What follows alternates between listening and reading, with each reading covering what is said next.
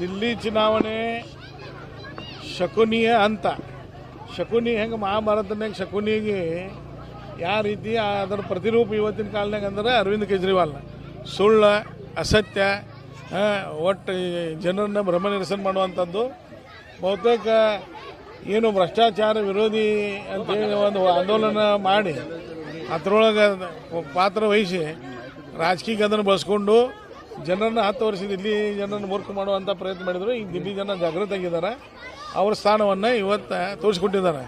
ಹೀಗಾಗಿ ಇನ್ನೇ ಕೆಲವೇ ದಿನಗಳಲ್ಲಿ ಪಂಜಾಬದನ್ನು ಆಂತರಿಕ ಏನು ಅಲ್ಲಿ ಗುದ್ದಾಟ ನಡೆದದ, ಹೀಗಾಗಿ ಪಂಜಾಬ್ನಾಗಿಂದ ಆಪ್ ಸರ್ಕಾರವನ್ನು ಬೀಳ್ತದೆ. ಕೆಲವೇ ದಿನಗಳಲ್ಲಿ ಆಪ್ ಅನ್ನುವಂಥ ಒಂದು ಪಕ್ಷ ಈ ದೇಶನಾಗ ಇತ್ತು ಅನ್ನುವಂಥ ಪರಿಸ್ಥಿತಿ ನಿರ್ಮಾಣ ಆಗ್ತದೆ. ಹೀಗಾಗಿ ದಿಲ್ಲಿ ಜನರಿಗೆ ನಾನು ಅಭಿನಂದನೆ ಸಲ್ಲಿಸ್ತೀನಿ. ಒಬ್ಬ ಸುಳ್ಳು ಮೋಸಗಾರನ ಮನೆ ಕಳಿಸುವಂಥ ವ್ಯವಸ್ಥೆಯನ್ನು 10 ವರ್ಷ ಆದ ನಂತರನೂ ಮಾಡಿದ್ದಾರೆ.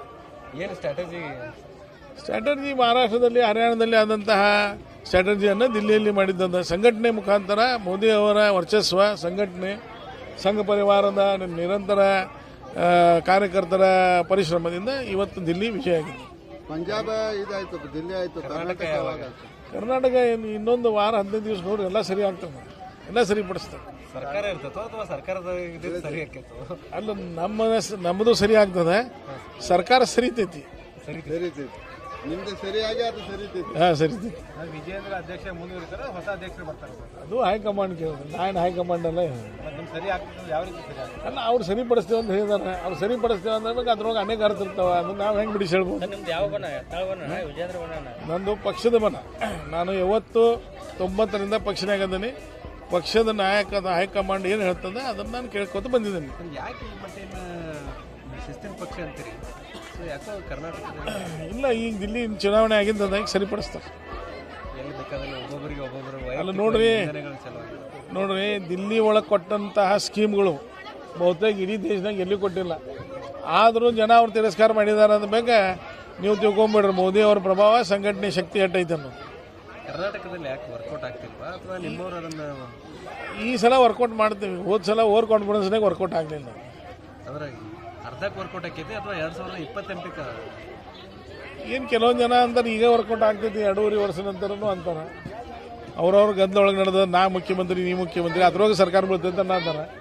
ಮತ್ತು ಸರ್ಕಾರ ಅವರಾಗಿ ಕೆಡಿಸ್ಬೋದು, ನಾವೇನು ಮಾಡಕ್ಕೆ ಸಾಧ್ಯ? ಯಡಿಯೂರಪ್ಪನವರು ಮುಖ್ಯಮಂತ್ರಿ ಇದ್ದಾಗ ಅವರು ಪದತ್ಯಾಗ ಮಾಡಿಸಿ ಬೊಮ್ಮಾಯಿ ಅವ್ರನ್ನ ಸೇವ್ ಮಾಡಿದ್ರು. ಈಗ ವಿಜೇಂದ್ರ ಅವ್ರನ್ನ ಸರಿಸಿ ಮತ್ತೆ ಬೊಮ್ಮಾಯಿ ಅವರು ರಾಜ್ಯಾಧ್ಯಕ್ಷರು ಮಾಡ್ತಾರೆ. ಹೈಕಮಾಂಡ್ ಏನು ನಿರ್ಣಯ ಮಾಡ್ತಾರೆ ನನಗೆ ಗೊತ್ತಿಲ್ಲ. ಒಬ್ಬರು ಸಮರ್ಥ ನಾಯಕರು ಬೇಕಂತ ಅನಿಸ್ತಾ ಇಲ್ಲ ಸರ್? ಸಮರ್ಥ ನಾಯಕರು ಭಾಳ ಅದಾರ.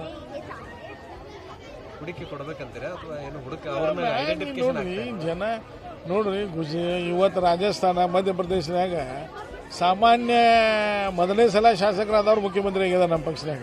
ಈಗ ದಿಲ್ಲಿ ಒಳಗೂ ನನ್ನ ವೈಯಕ್ತಿಕ ಅಭಿಪ್ರಾಯ ಹೊಸ ಮುಖನೂ ಬರ್ತದೆ. ಹೀಗಾಗಿ BJP ಒಳಗೆ ಏನು ಲೀಡರ್ಸ್ ಕೊರತೆ ಇಲ್ಲ, ಗುರುತಿಸ್ತಾ ಇಲ್ಲ ಸರ್. ಇನ್ನು ಗುರುತಿಸ್ತಾರಲ್ಲ, ಈಗ ಗುರುಸೋ ಅವಕಾಶ ಬಂದದ, ಸಮಯ ಬಂದದ, ಗುರುತಿಸ್ತಾರೆ. BJP ಡೆವಲಪ್ಮೆಂಟ್ ವಿರೋಧ ಮಾಡ್ತೀವಿ.